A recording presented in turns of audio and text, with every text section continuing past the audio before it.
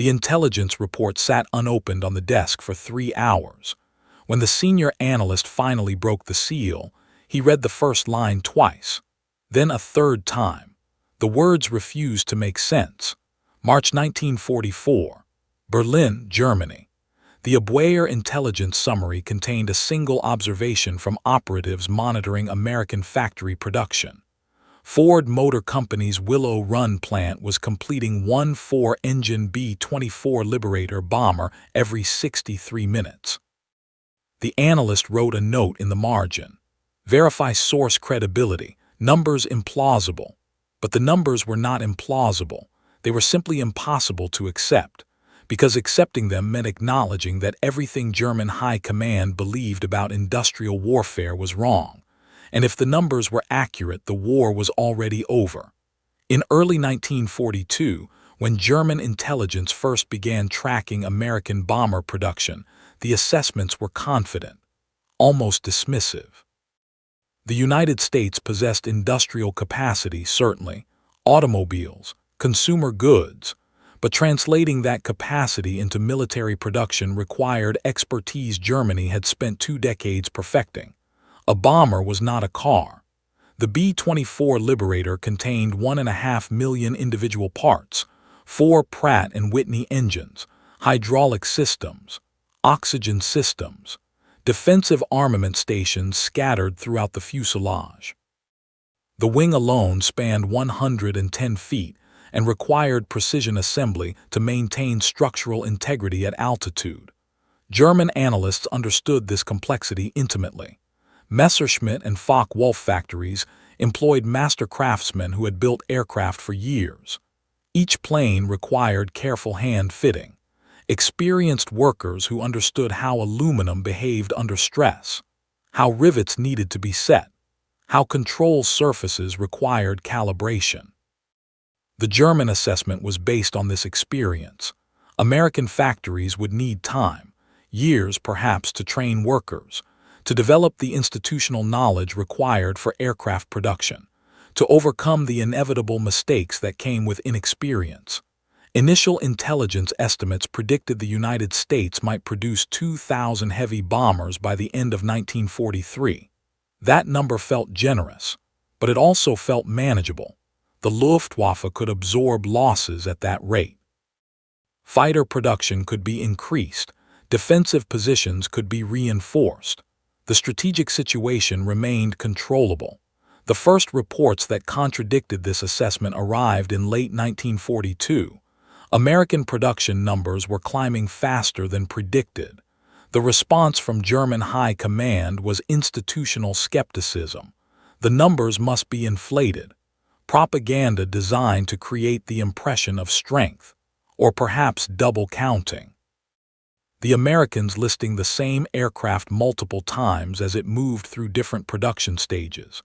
This explanation satisfied most analysts. It did not satisfy the operatives in the field who kept sending the same message. The numbers were real, the factories were expanding, and something strange was happening at a facility outside Detroit. The first detailed report on Willow Run arrived in January 1943.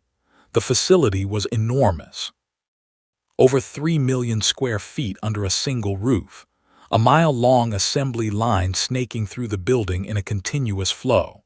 The plant operated 24 hours a day in 2 shifts, but size alone did not concern German intelligence. What concerned them was the worker composition. 70% of the workforce had never built an aircraft before. Many had never worked in a factory. A significant percentage were women who had been housewives 6 months earlier. This should have crippled production. In German aircraft plants, worker experience was everything. Training a skilled aircraft mechanic required years, understanding the tolerances, learning which rivets required what pressure, developing the tactile sense for when a joint was properly seated. Yet Willow Run was reporting steady production increases. The intelligence division requested verification, multiple sources, photographic reconnaissance if possible. The responses kept confirming the original reports.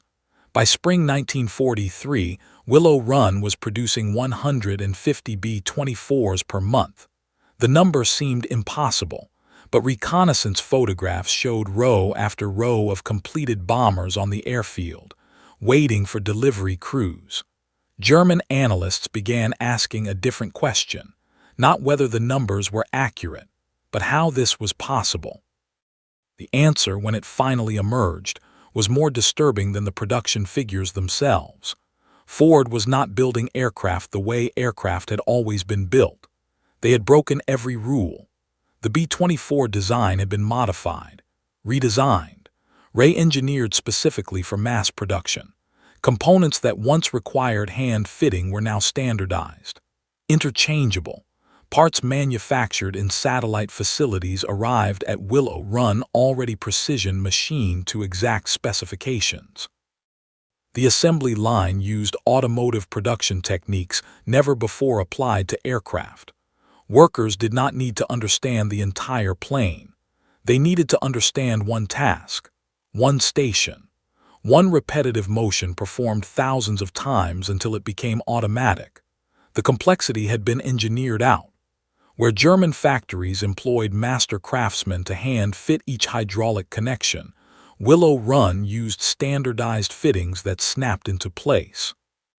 Where German workers carefully calibrated each control surface, American workers installed pre-calibrated assemblies manufactured to identical tolerances.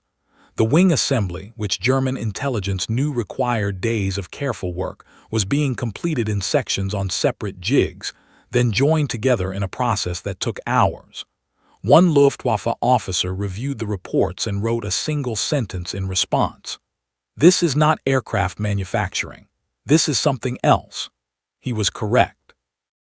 It was something else, but he never completed the thought, never followed the implications to their logical conclusion. Because if this system worked, if it could be sustained and expanded, then German calculations about the air war had been based on a fundamental misunderstanding. The pattern repeated. Month after month, the production numbers climbed. Each new intelligence report contradicted the one before.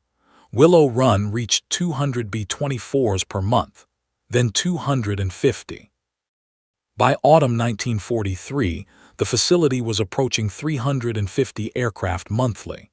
German High Command convened meetings to discuss the implications. The assessments remained divided. Some argued the numbers represented peak production, that American factories would soon reach capacity limits, that quality must be suffering, that aircraft built so quickly would prove unreliable in combat. Others argued the opposite, that if the Americans could do this with one factory, they could do it with 10. That the entire American industrial system was being converted using the same principles.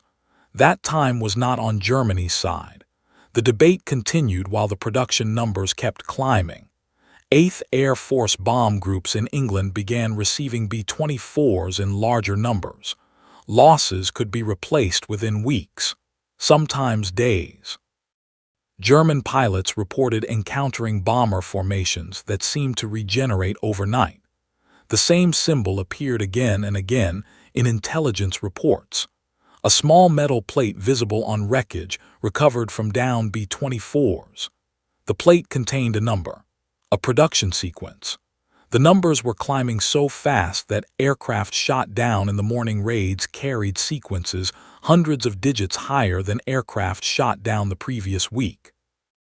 One intelligence officer began tracking these sequence numbers. He created a chart, plotted the progression. The line climbed at a steep, relentless angle. He showed the chart to his commanding officer and asked a simple question.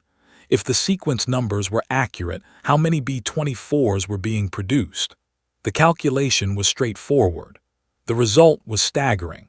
Somewhere between 400 and 450 aircraft per month from Willow Run alone. And Willow Run was not the only plant. Consolidated Aircraft in San Diego, Douglas in Tulsa, North American in Dallas. The production network was distributed across the continent. The commanding officer examined the chart for a long time. Then he placed it in a classified file and instructed the officer not to share the analysis with anyone, because the numbers suggested something that could not be openly acknowledged. That the Luftwaffe could not win a war of attrition against this production capacity. That every bomber shot down would be replaced by two more. That German fighter losses were catastrophic precisely because the bombing campaign was not weakening, was not slowing, was instead growing larger and more sustained with each passing month. The reconnaissance photographs told the same story. American airfields in England were expanding, new hardstands being poured, new bomb dumps being constructed. The infrastructure of a bombing campaign that had no intention of stopping, no intention of accepting limits. One photograph showed something that became symbolic of the entire intelligence failure. An American airfield taken in late 1943. Rows of B-24s parked wingtip to wingtip. The photograph was analyzed, the aircraft counted, 67 bombers visible in a single image. The analyst wrote a note on the photograph. The note mentioned that this was one airfield, one group. There were dozens of groups, and the production numbers suggested more aircraft were being built each week than the Luftwaffe could possibly destroy. The photograph circulated through intelligence channels. No one knew what to do with it. By March 1944, when the analyst read the report about 63-minute production intervals, the realization was unavoidable. Willow Run had achieved what German experts had declared impossible. One bomber every hour. 24 hours a day, 7 days a week. The mathematics were crushing. 428 B-24s produced in April 1944 alone, from one facility, in 1 month. The German aircraft industry, despite desperate expansion efforts, produced approximately 1,000 aircraft total per month across all types: fighters, bombers, reconnaissance planes, training aircraft. Willow Run was producing nearly half that number in heavy bombers alone. And Willow Run was one plant in a network that would eventually produce more than 18,000 B-24s by war's end. The intelligence assessment had been wrong from the beginning. Not wrong about specific numbers, wrong about the fundamental nature of American industrial capacity. German analysts had assumed the Americans would build aircraft the way everyone built aircraft, with craftsmen, with experience, with time. Instead, the Americans had redesigned the entire concept of manufacturing. They had made aircraft production a process anyone could learn, had created systems where precision came from the machinery and the engineering, not from the individual worker's skill, had turned complexity into simplicity through sheer force of systematic thinking. The B-24 itself became a symbol of this transformation. It was not the most beloved aircraft. Crews called it the flying coffin due to its single emergency exit. It was harder to fly than the B-17, less forgiving, but it was easier to build, and that was what mattered, because the strategic calculation was never about individual aircraft performance. It was about volume, sustainability, the ability to maintain pressure until the enemy's capacity to resist collapsed. One German officer, after reviewing the accumulated intelligence files in late 1944, wrote a summary that was never officially submitted. He noted that the Luftwaffe had won tactical victories throughout 1943, had shot down hundreds of Allied bombers, had developed effective defensive tactics, had increased fighter production significantly, and yet the bombing campaign had intensified, because for every bomber shot down, 2 more arrived. For every experienced crew lost, 2 more completed training. The American system was not designed to win individual engagements. It was designed to make individual engagements irrelevant. The question that haunted German planners was simple. Could anything have changed this outcome? The answer was equally simple. No, the problem was not intelligence gathering. German operatives had accurately reported American production capabilities. The problem was not industrial capacity. Germany could not match American manufacturing output even in the best circumstances. The problem was time. By the time German leadership fully understood the nature of American industrial mobilization, the gap was already unbridgeable. Willow Run began construction in 1941, reached full production in 1944. The entire transformation happened during a period when Germany was committed to campaigns in Russia, North Africa, and across Europe. Reallocating resources to compete with American bomber production would have required abandoning other fronts, which was impossible, which meant accepting that the strategic situation was untenable. Some German officers understood this by mid-1943. Most did not want to acknowledge it publicly, because acknowledging it meant acknowledging that the war's outcome was predetermined, that individual battles were theater, that courage and tactical skill and fighter ace achievements were all ultimately irrelevant against an opponent who could absorb losses and return stronger. The strategic bombing campaign succeeded not because of any single raid. It succeeded because it could not be stopped, because the production system behind it was designed specifically to be unstoppable, to overwhelm defensive capacity through sheer, relentless volume. 18,482 B-24 Liberators. The number represented more than aircraft production. It represented a complete transformation in how industrial warfare was conceived and executed, a transformation that German intelligence observed, documented, and reported, but could never counter. There is a tendency to remember World War II through its battles, through the courage of individual soldiers, through tactical innovations and strategic turning points, through the technology of tanks and aircraft and ships. But beneath all of this was something more fundamental, the ability to build faster than the enemy could destroy, to replace losses before they became meaningful, to transform entire populations into industrial workforces capable of producing weapons in quantities that made traditional military calculations obsolete. The B-24 production story is not about one aircraft or one factory. It is about the moment when warfare became truly industrial, when victory was determined not by tactical brilliance but by production capacity, when the question was not who could build the best weapon but who could build the most weapons. German intelligence understood this. Their reports were accurate. Their analysis was correct, but understanding the problem and solving the problem were two different things. By the time Willow Run reached full production, the gap was too wide to close. The war continued for another year. More battles, more losses on both sides. But the outcome had been determined in factories like Willow Run, in the decision to redesign aircraft for mass production, in the thousands of workers who had never built a plane before but learned to build them faster than anyone thought possible. The Luftwaffe mocked the slow American production until 18,000 bombers rolled off the lines. And by then, mockery was irrelevant. Consider this.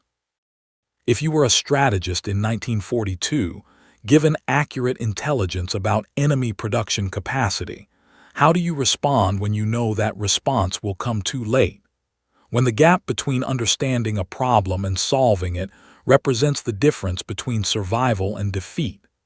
This video is based on historical records, expert analysis, and documented sources.